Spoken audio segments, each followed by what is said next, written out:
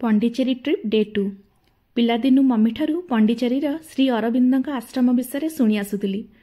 सबुबेले इच्छा थिला थरे देखिबाकू। आज से सुजोग मिलीगला। आश्रमर बाहर जोता स्टाण्ड थिला। सेठारे समस्ते शू रखिकी भीतर को प्रवेश करने पूर्व फोन स्विच ऑफ करके जाउथिले, कारण भितरे फोन व्यवहार मना।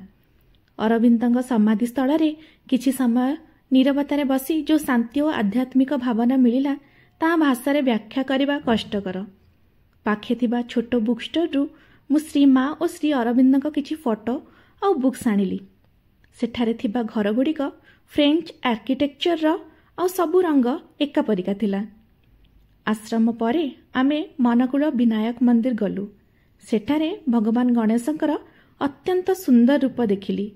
भितरे फोन व्यवहार मना थिला, सेतिपई मु वीडियोटी बाहरु नेइची। मंदिर बाहर मध्य अत्यंत आकर्षणीय। लॉन्च करी जीबी अरविल, जहाँ विषय आगामी शॉर्ट्स रे देखैबी। जदि ये वीडियोटी भल लागिला मो चैनल को सब्सक्राइब करि दियंतु। रहिली। जय जगन्नाथ।